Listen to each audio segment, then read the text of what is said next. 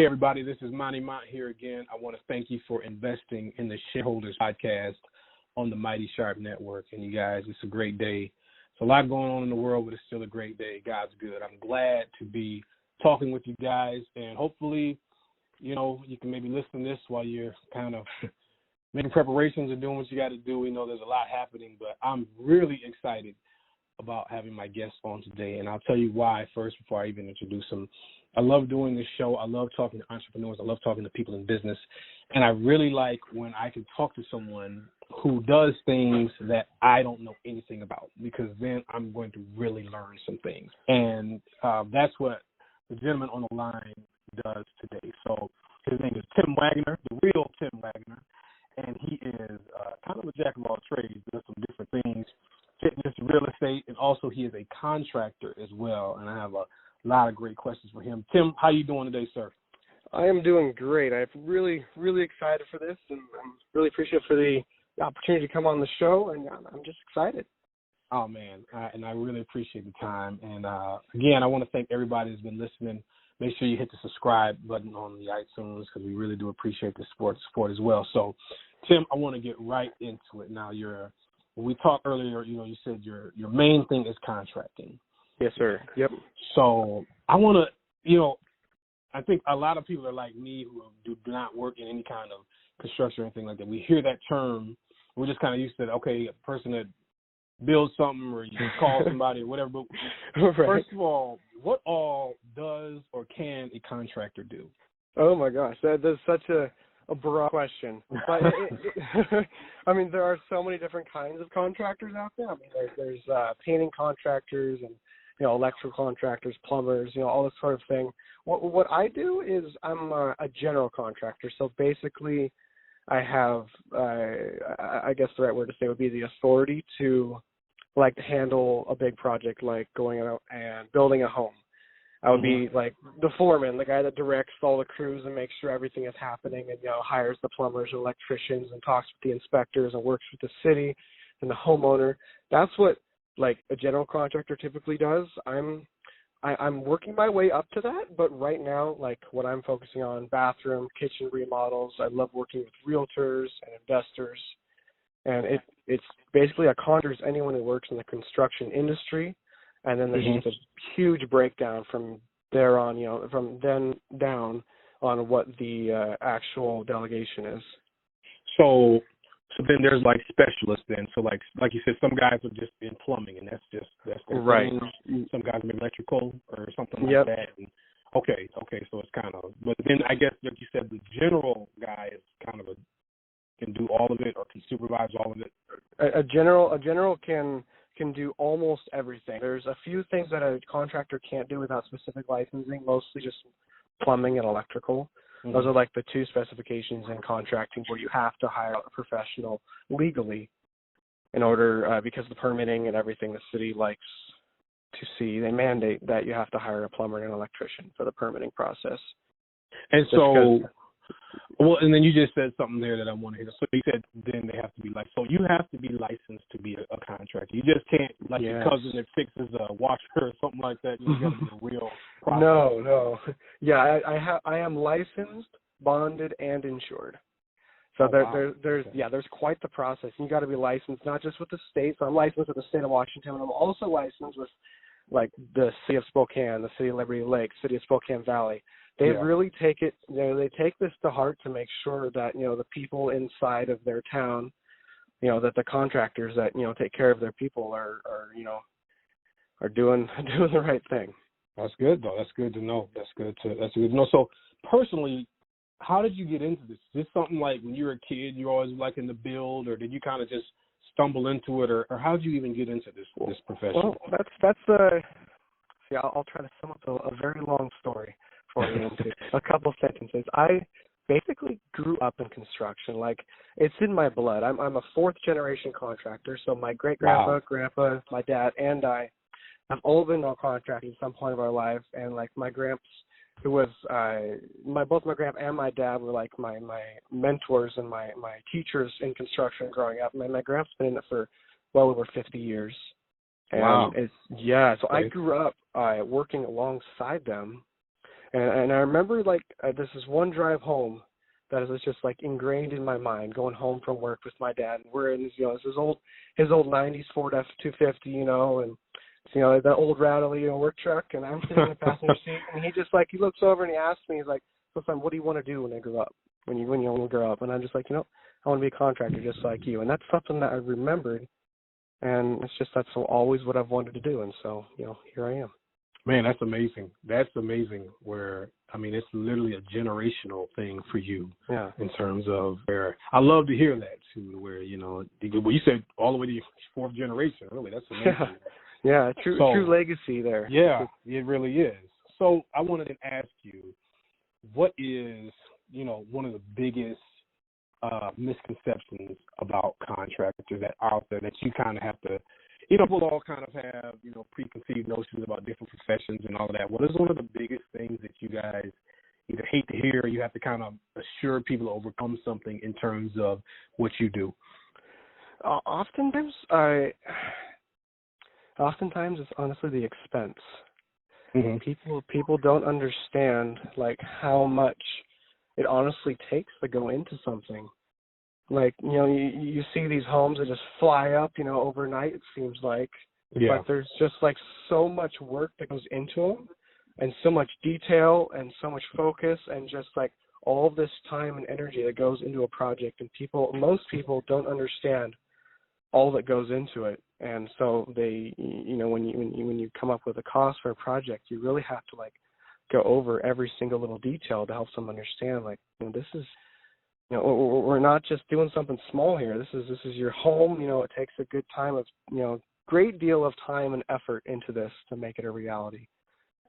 So then for your end then, is it, let's say there's a family that wants to build from the ground up. Right. What is the relationship with you guys, contractors, and then architects and things like that? Or do they just pass you on plans and you guys build, or is there collaboration or anything like that? It depends on the client, but there's always going to be collaboration between us and the architect and the city and the homeowner. And it's a lot of times the homeowner will already have plans, and they'll have to come to us with the plans, and we'll look them over and be like, "Oh, this might need to be tweaked here. Are you sure about this room over here? You might want to do this and this, And at the end of the day, it's the client's choice what they want their house to look like and everything. And it's our job to build their dream. But what they bring to us, if we can't work with it, then we work with our make sure it's what's right and what we can do. That's interesting. Yeah, that's good. That's it's different parts of the business that some things you think are what you say. People kind of think it's easy, and it's really not. It's right. People that are good at something tend to make it look easy, but it's really not. And there's a lot of planning. No, there's so much that goes into it. Yeah, and the difference, let's say, between an architect and a drafter is huge. Now what is that? Yeah. An architect is someone who went to school. Basically, went to school, got a degree, and, built up these plans. They don't necessarily have construction experience. A drafter is someone who, any building under 4,000 square feet, you can have drafted by, let's say, your neighbor could draw it up, and as long as the city is okay with how it looks, you can build that. Oh. So my grandpa drafts houses, as an example. Okay. And that's so interesting. I never heard of that. Yeah. So then, so Tim, you're now also branching out into real estate. And was this kind of a natural progression for you in terms of you spend so much time building and around houses and, in, land plots and all that stuff? And were you kind of man, let me just actually kind of keep this game going and go to another level with the real estate? Is that kind of how you got into it? Well, it's kind of a funny story. So I've been in property management for about a year. I was a property manager, worked with a company, actually my dad's company back in Oregon. Yeah. And then I became a real estate agent probably 2 years ago now. And I did some work in that field. But I think the main reason I'm going to stick with my real estate license and really keep learning with that aspect is the power of flips. Oh yeah. Yeah, it's such a big draw right now, and there's honestly a lot of wealth that can be made in that side of real estate. That is and of course, most people have seen the TV shows and the people that flip the houses and things like that, and that is a huge thing. I know out here in Vegas, that is a lot of people do that. Yeah, and same here. Yeah. So let me ask you this then: from your own personal opinion, should every contractor know a little something about real estate, and then inversely, should every real estate agent know a little something about contracting? You know what I mean? Is that yeah? Or do you not need it? I would say absolutely. Especially, I'd say a little less on the real estate side of things. I mean, when you're a real estate agent, you need to have a basic understanding of the home and everything, so that when your client asks you a question, you can provide an informative answer. But at the same time, real estate, it's also not what you know, but also who you know. Mm-hmm. And so, like, if you're an agent and you don't have an answer for this, or you have a contractor friend, then there you go. But with construction, I'd say you definitely you don't have to have a real estate license, but I think you should definitely understand the process, how everything works, especially since you're going to be dealing with a lot of people who just bought a home or are going through that process. I think you need to have a fundamental understanding of real estate. Talking with Mr. Tim Waggoner here on the Shareholders podcast. I'm really already enjoying. I've already learned a lot just in these few minutes right now. But I wanted to shift. It's amazing because I set these questions up for you probably like maybe a week and a half ago or so, and now, man, what the next question I'm about to get into is just kind of crazy how we're going to talk about it on the day. But I wanted to know. I know with real estate, they say location, and a house in New York City is not going to cost the same as a house in maybe Missouri, and things like that. And I know different materials and things like that. But I wanted to ask you, how much does the economy affect your business in terms of contracting, in terms of real estate? Because a 3,000 square foot house that's built of wood and brick and all of that, it seems like sometimes you'll see that and it's got 3-4 rooms and it'll be priced one way, but then years down the line they'll build another one at a different price. And it's like, does the economy really affect that as well? I know the location is one part, but does the economy affect that too?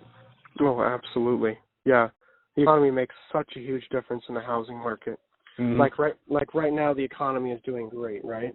Or, prior to the coronavirus. We'll see what happens. Right, we'll see. But prior to, the last couple of weeks, the economy was doing fantastic. And we were seeing, the housing market has been going up like clockwork, basically around the country for the last couple of years. Yes, it has. And we were expecting to see the same kind of growth this year. And it's just where, honestly, high demand in buyers, just not as many sellers, and so that just creates a shortage, and the price just continues to rise. It's amazing, yeah. It is amazing, yeah. You see houses that even just a year ago have gone up, a good $50,000 in value. Yes, you're not off on that at all. I was noticing, like, even in Vegas when I first came out here, when the economy kind of went down for a while, and then there was a lot of the housing being burst, but then to see it really rebound to the point they are just constantly building places, and there's people coming into the city, and it was just amazing because I was wondering then from even like material costs and granite, wood, whatever, I'm not always up on. Somebody told me people are now using for countertops. I can't remember what's in now, but somebody's like, no, they don't use marble anymore. But even the materials are, I guess it is more of a supply and demand thing, though. It's just where the more people want it, the more they want it. So it's interesting knowing, like you say, right now, just we're taping this, and there is a kind of a global crisis going on right now. But it's just going to be interesting to see how things kind of shake out after that. But like you said, up until this point, the economy was really doing great, and people were really just thriving. But I want to ask you as well. You kind of already spoke on how your father and your grandfather have kind of been mentors in your life and really have helped you on. Have you gleaned or learned anything from anyone else as well when you were first coming into your profession? Yes, absolutely. I've had so many mentors over the years. You know, my parents, both my mom and my dad, really helped foster an entrepreneurial mindset. Yeah. And just, you know, hard work and just a great work ethic growing up. I can, you know, never thank them enough for that.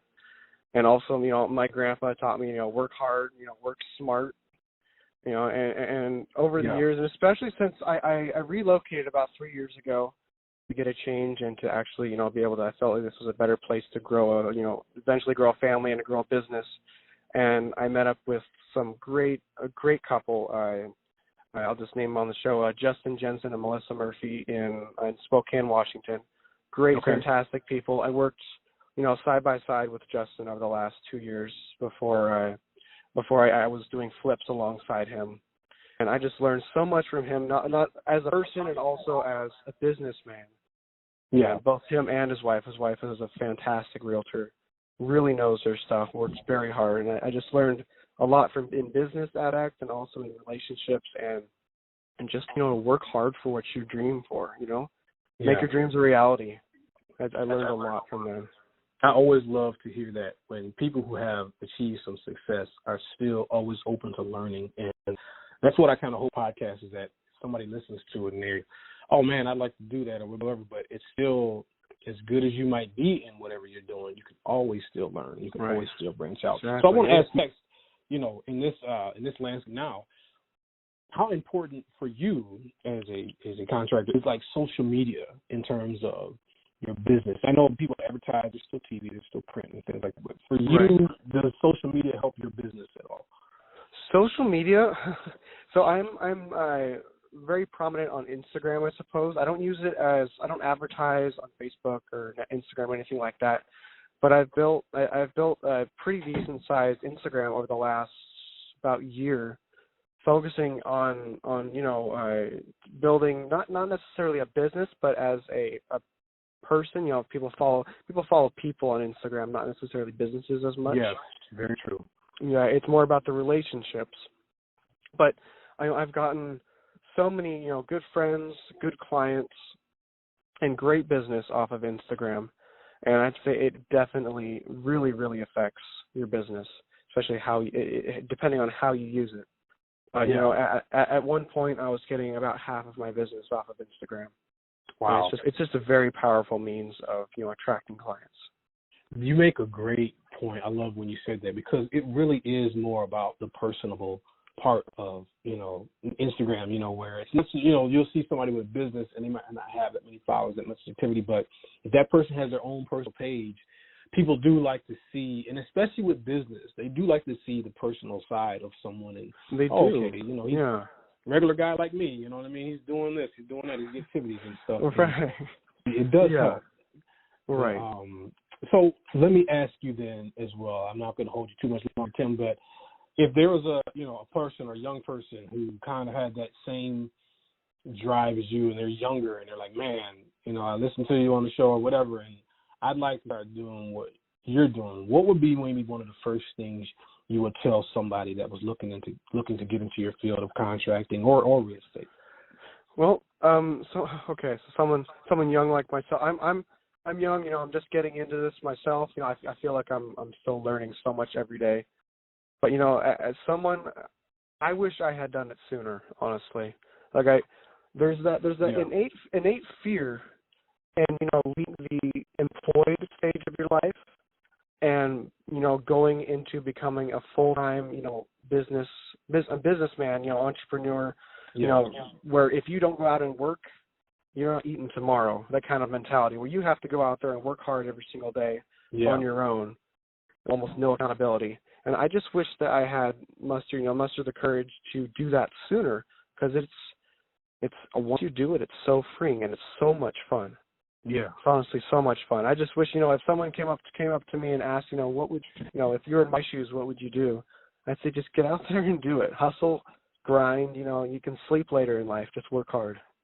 I love that, and you're echoing what so many people on this show have said, where at some point, you know, there is that fear. And, you know, it's that old saying, if it was easy, everybody would do it. So there is that fear and there is a little risk. But if you don't just if you don't try it at some point, you would hate to regret it, later on in life. Yeah. Man, I should have. Yeah. That's great advice there. So, Tim, let me ask you, what then is your vision of success moving forward with your entrepreneur business and your mindset? What do you really want to accomplish in the coming years with what you're doing now? Well, in the coming years, I feel like I'm a budding business. I've got tons of potential if I work hard, and a lot of places I could go. But my plans are in the upcoming years to just keep on growing. And I've partnered with a fantastic guy. His name is Pat Barb. I'm not sure if you'll ever listen to this, but he's great. Works really hard, and he's just been a great guy to link arms with and go forward and build business with.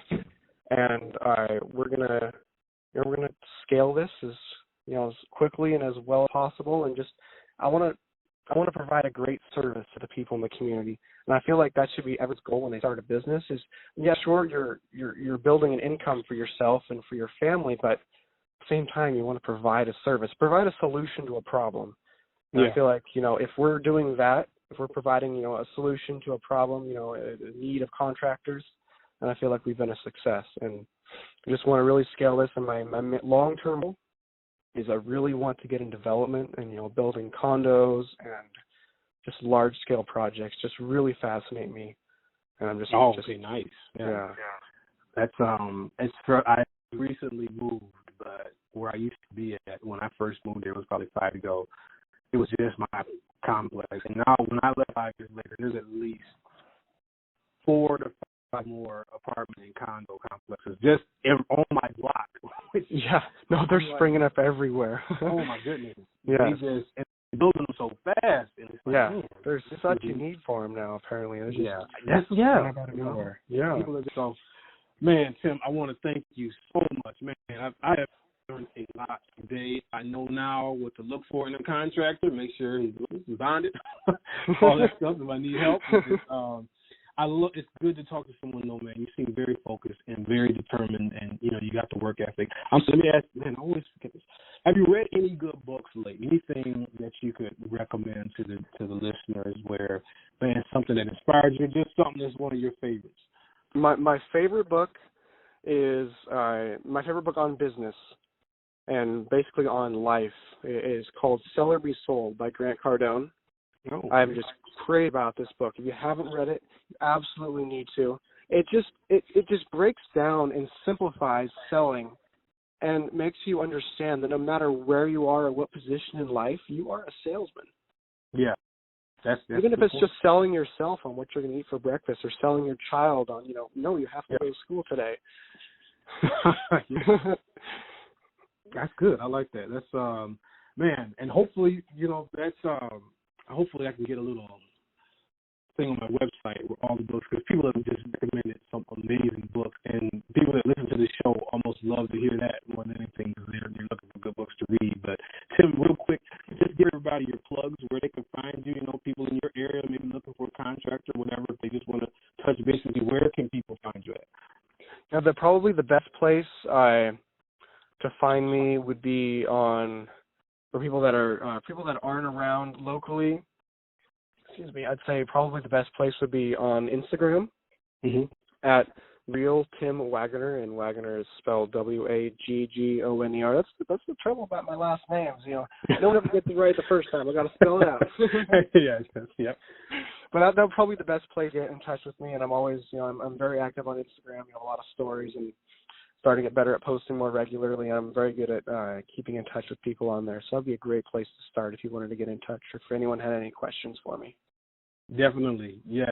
I'm telling you guys, he really means that. I hit him up, he on DM, and he got right back to me. So he will respond to you. If you got some questions there, you know what I mean? Something that you're trying to maybe do yourself, maybe Tim can help you out a little bit. Thank you so much for your time, sir. I really appreciate you coming on, man. I really wish you success in your business and everything you're doing. And of course, everybody as well, stay safe out there. Just praying that this thing can kind of pass through, this virus, and not affect too many people. Hopefully everybody's kind of doing the good precautions and things like that. But, looking to hopefully not have to be stuck in the house for too long. But thank you, Tim, for coming on, man. I really appreciate it. Thank you. Now, this is very exciting and a lot of fun, so I appreciate it. All right, man. Have a good day. Oh, you too. Thank you. you.